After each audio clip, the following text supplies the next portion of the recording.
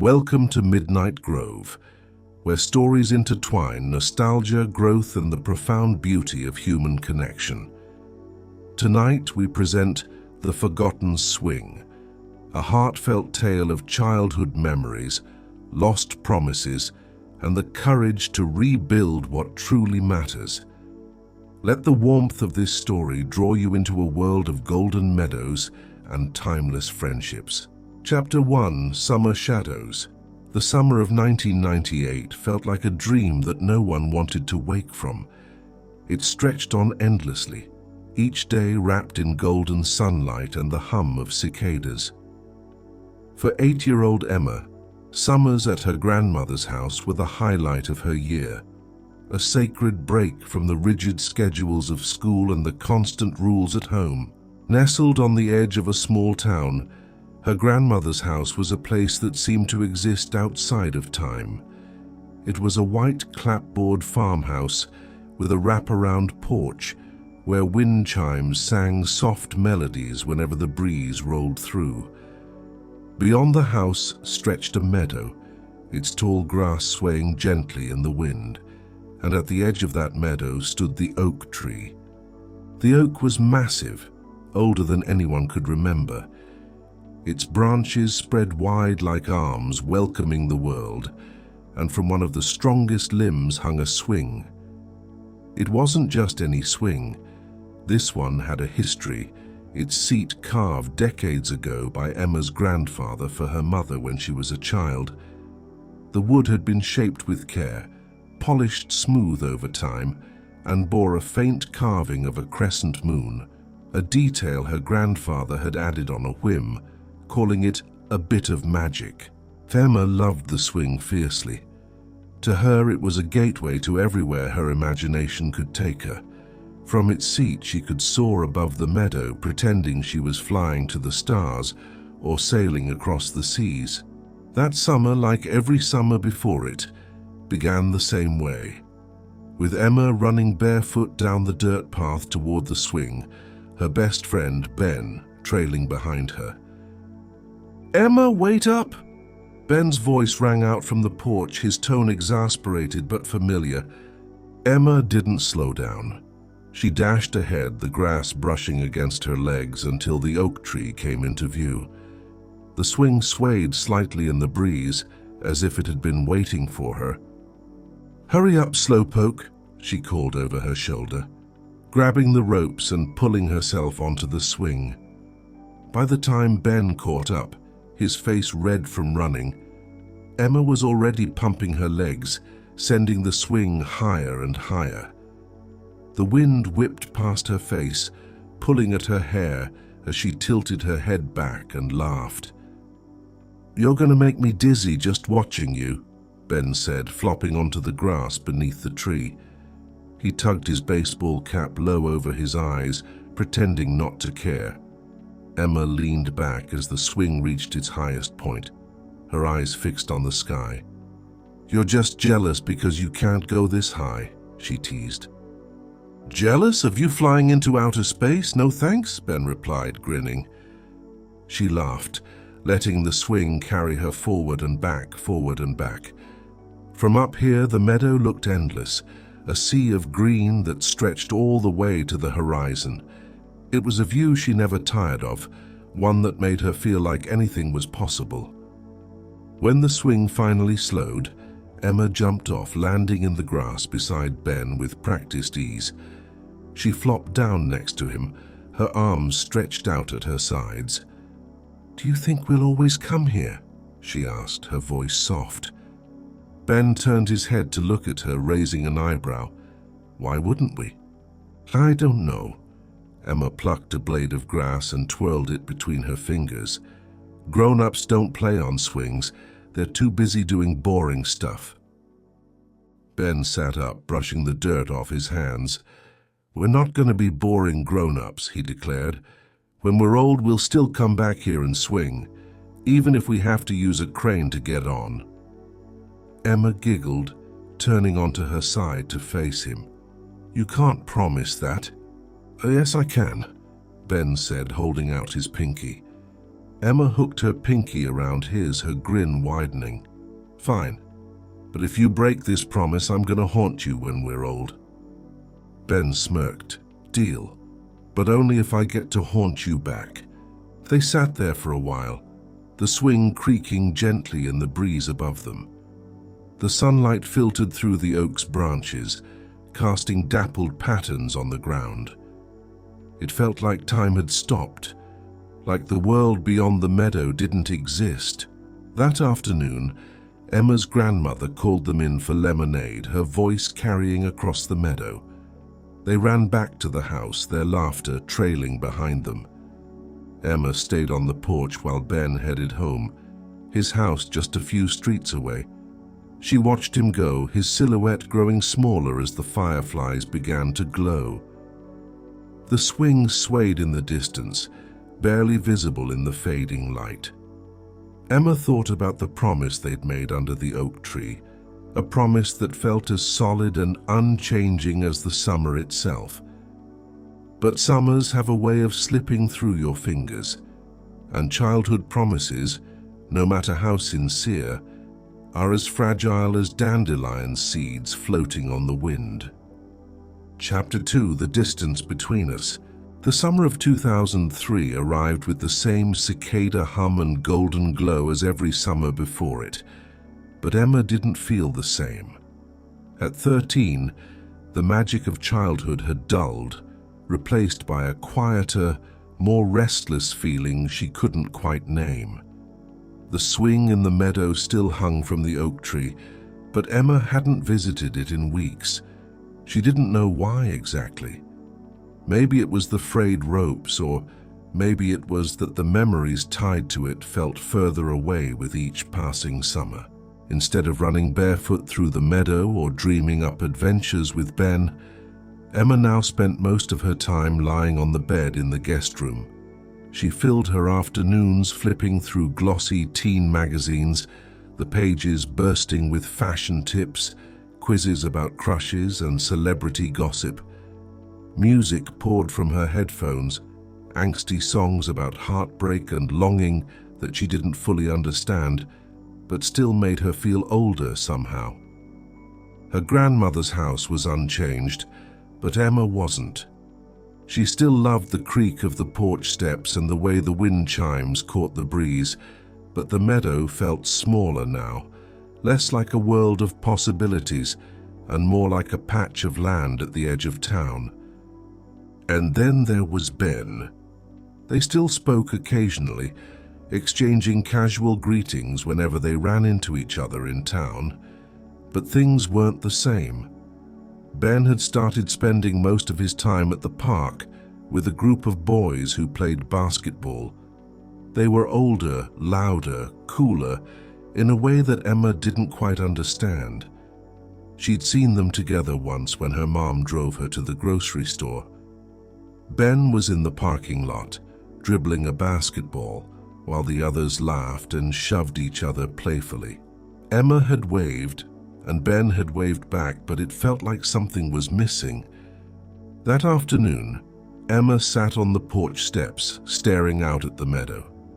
The dirt path leading to the oak tree was still visible, though the grass had grown taller around it. She thought about the swing, about how much time she and Ben had spent there as kids.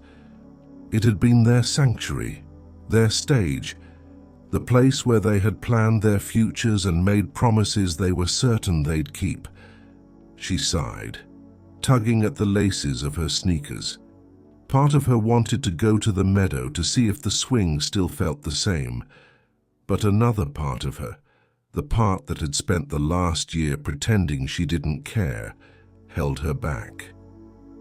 "Emma!" Her grandmother's voice called from inside the house. "Yeah? There's a fresh pie cooling on the counter. Want a slice?"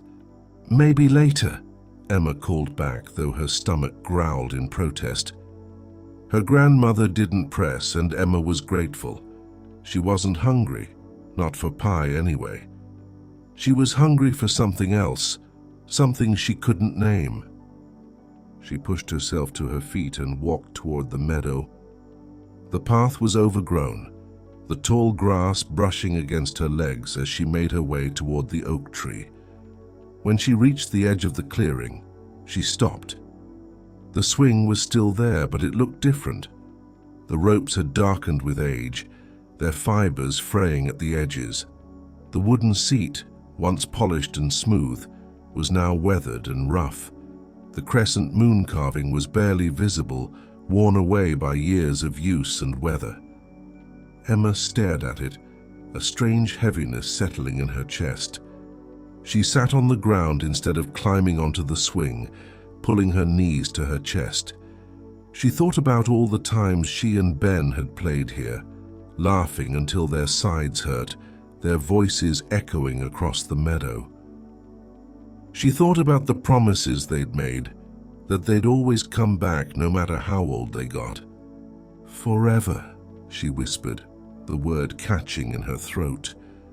The swing creaked softly in the breeze, as if it had heard her. Emma picked up a stick and began tracing shapes in the dirt. She didn't know how to explain what she was feeling, even to herself. She missed Ben, missed the way things used to be, but she also felt something else, something closer to anger or resentment. Why had he stopped coming here? Why had he chosen basketball and his new friends over her? The questions swirled in her mind, but she didn't have any answers. "Emma!" Her grandmother's voice called again, faint but insistent. Emma sighed, standing and brushing the dirt from her hands. She glanced at the swing one last time, its seat swaying gently in the breeze, before turning and walking back up the path. The meadow fell silent behind her. Later that evening, as the sun dipped below the horizon, Emma sat on the porch with a slice of pie in her lap. The swing was barely visible now, hidden in the shadows of the oak tree.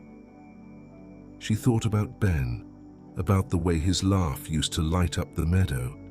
She thought about the promises they'd made under that tree, promises that felt so real, so unshakable at the time. But promises made by 8-year-olds don't always hold up under the weight of time. Chapter 3. The Forgotten Swing. Emma wasn't sure why she felt nervous as she stepped out of the car and onto her grandmother's driveway. The summer heat hit her immediately, a wave of warmth that carried with it the smells of dry grass and sun-baked wood. Her mother had parked beside the familiar wraparound porch, but the house looked different now. The white paint had begun to peel, exposing the wood underneath, and the flower boxes that once overflowed with vibrant blooms were empty, their edges softened by weather and time. It had been years since Emma had last visited. College, internships, and a whirlwind of responsibilities had pulled her away, each summer filled with something that seemed more pressing than returning home. But now, the house felt quieter than she remembered, lonelier. Emma knew this would be the last time she saw it. Her grandmother's death had come suddenly, a phone call in the middle of the night that had jolted Emma awake and left her feeling hollow. The funeral had been 2 weeks ago, a blur of whispered condolences and stiff hugs. Now, she and her parents were here to pack up the house, to box away decades of memories, and prepare the property for sale. "Emma, can you get the last box from the trunk?" her mother called, already heading up the porch steps with her arms full. "Yeah," Emma replied automatically, though her gaze lingered on the meadow beyond the house. The tall grass was wild and overgrown, the dirt path barely visible beneath it. Her heart tightened as she spotted the oak tree in the distance, its branches still stretching wide like welcoming arms. The swing. Emma grabbed the box from the trunk and carried it inside, setting it down in the living room. The house was dim, the curtains drawn to keep out the summer heat. Dust motes floated in the shafts of light that broke through the gaps, settling on furniture that hadn't been touched in months. Her mother was already sorting through a pile of photo albums, her hands careful as she flipped through the pages. "We'll start in the attic after lunch," she said, not looking up. "There's a lot to go through." Emma nodded but didn't respond. She stepped back outside, the screen door creaking as it closed behind her, and walked toward the meadow. The grass brushed against her jeans as she pushed through the overgrown field, the sun beating down on her back. She hadn't been to the meadow since she was 13, but the oak tree still looked the same, solid and eternal, a steadfast presence in a world that had changed so much. But the swing was gone. Emma stopped in her tracks, her breath catching. She stared at the tree, her eyes scanning the thick branches, but all that remained were the frayed ends of the ropes, dangling limply like forgotten ribbons. The wooden seat was nowhere to be seen, swallowed by time and nature. She sank to her knees at the base of the tree, her hand brushing against its rough bark. A lump formed in her throat as memories flooded back. The sound of her laughter mingling with Ben's, the creak of the swing's ropes as she soared higher and higher, the promises they had made under this very tree. "Forever," she whispered to herself, the word tasting bittersweet now. The weight of everything she'd left behind pressed down on her. The summers that had felt endless when she was a child now seemed impossibly distant, out of reach. She thought of Ben, of the last time they'd spoken, just a brief hello at the grocery store when they were both 17. She couldn't even remember what they'd talked about. She wondered if he remembered the swing, if he ever thought about the meadow or the oak tree. Emma leaned her head back against the tree, closing her eyes. The cicadas hummed around her, their song filling the quiet space where her thoughts tangled. She tried to picture the meadow as it had been, alive with the energy of childhood, but the image felt blurred, faded. The swing had been more than just a toy. It had been a part of her, a piece of her identity that she'd let slip away as she grew older. As the sun dipped lower in the sky, Emma stayed by the tree, her thoughts circling like leaves caught in a breeze. She didn't want to go back to the house, didn't want to face the reality of packing away her grandmother's life, but the ache in her chest was too much to ignore, and she knew she couldn't sit there forever. Before she left, she reached up and touched one of the frayed ropes. It felt rough against her fingers, its fibers stiff and brittle. "I'm sorry," she murmured. Though she wasn't sure who she was apologizing to, the tree, her younger self, or Ben. She turned and walked back through the meadow, her shadow stretching long behind her. That night, Emma sat on the porch steps, her hands wrapped around a mug of tea. The meadow was dark now, the oak tree barely visible in the moonlight. She thought about the summers she'd spent there, about how safe and infinite the world had felt back then. She wondered when it had all changed. Her mother stepped outside, sitting down beside her with a sigh. "It's hard, isn't it?" she said softly. Emma nodded. "Yeah." Her mother was quiet for a moment, staring out at the meadow. "I used to play on that swing when I was your age," she said finally. "Your grandfather built it for me. It was my favorite place in the world." Emma glanced at her, surprised. "You never told me that." Her mother smiled faintly. "I guess I thought it was your place too, didn't want to steal it from you." They sat in silence for a while, the sound of crickets filling the air. "I miss it," Emma admitted. "I didn't think I would, but I do." Her mother reached over and squeezed her hand. "That's how it is with the things that matter. You don't realize how much they mean to you until they're gone." Chapter 4, Reconnecting. The sun was just beginning to rise as Emma stepped onto the porch, the mug of tea in her hands warming her palms.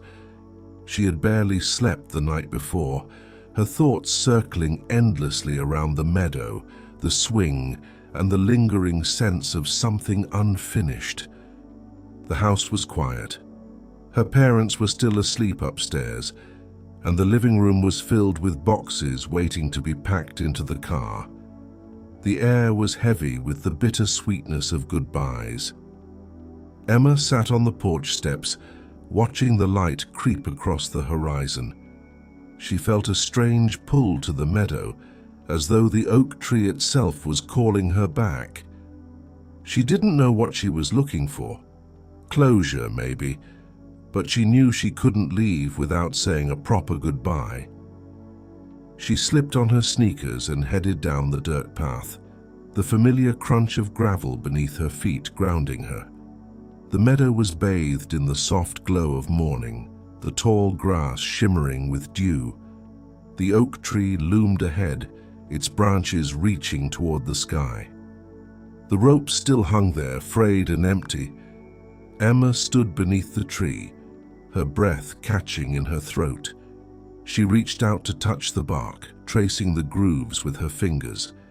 The memories came rushing back, the laughter, the promises, the feeling of flying higher than she thought possible.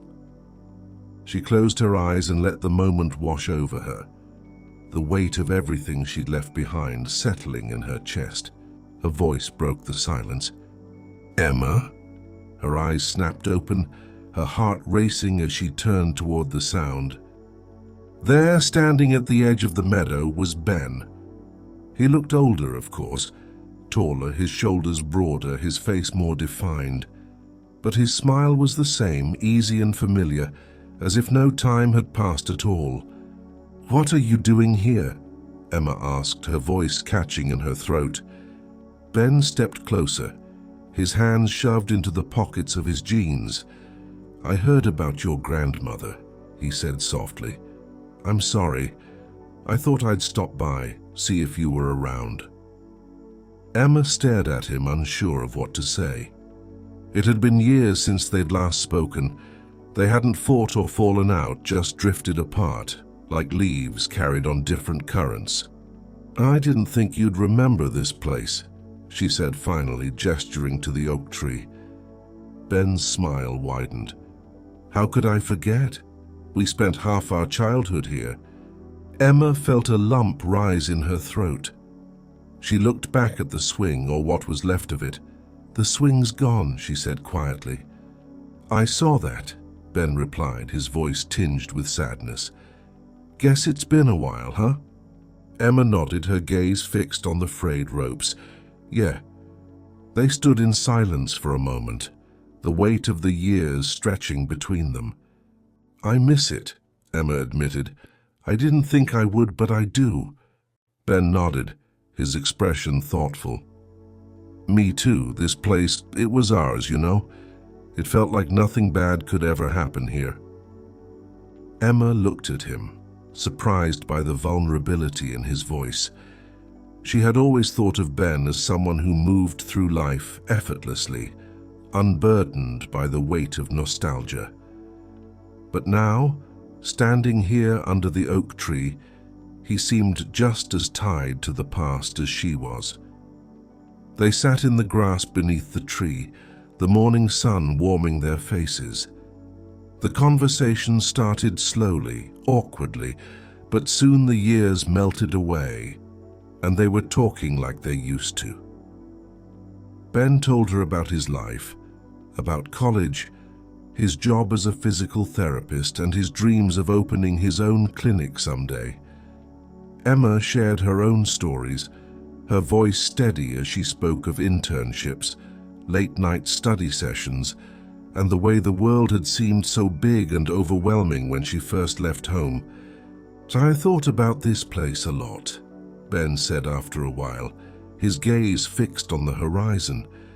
"Especially when things got hard, it always felt like a piece of me was still here, you know?" Emma nodded, her fingers tracing patterns in the grass. I thought about it too, about us, about the swing. Ben glanced at her, his eyes soft. Do you ever wonder why we stopped coming here? Emma hesitated, the question catching her off guard. I don't know, life just got in the way, I guess. Ben frowned, shaking his head. Maybe, or maybe we just let it. The truth of his words settled over her, heavy but undeniable. After a long silence, Ben stood and brushed the dirt from his jeans. He looked up at the oak tree, his expression thoughtful. You know, he said, we could put up a new swing. Emma blinked, surprised. What? A new swing, Ben repeated. We could fix it, make it ours again. Emma stared at him, her heart skipping a beat. The idea was so simple, so obvious, and yet it felt monumental. Do you think we're still young enough for that? She asked, a faint smile tugging at her lips. Ben grinned. We're not that old, Em. She laughed, the sound light and unburdened. For the first time in a long time, the meadow felt alive again, buzzing with the energy of possibility. Okay, she said, standing beside him, let's do it. That afternoon they drove into town, stopping at the hardware store to buy rope and wood. They worked together beneath the oak tree, their laughter filling the meadow as they measured and tied and adjusted. The new swing wasn't perfect, it wobbled slightly, and the seat wasn't as smooth as the original, but it was theirs. When they were finished, Emma climbed onto the swing, her legs pumping as she soared into the sky. The wind rushed past her face, and for a moment she felt like a child again, untethered and free. Ben stood below, watching with a grin. Still got it, he said. Emma laughed, tilting her head back to look at the clouds. Yeah, she said softly. Still got it. The meadow, the swing, the promises, they were all still there, waiting for them to come back. Thank you for joining us for the Forgotten Swing here at Midnight Grove. Emma and Ben's story reminds us that some pieces of our past are worth rediscovering and rebuilding. May their journey inspire you to reconnect with the places and people that shaped you. Sleep well, and may your dreams be filled with memories worth cherishing.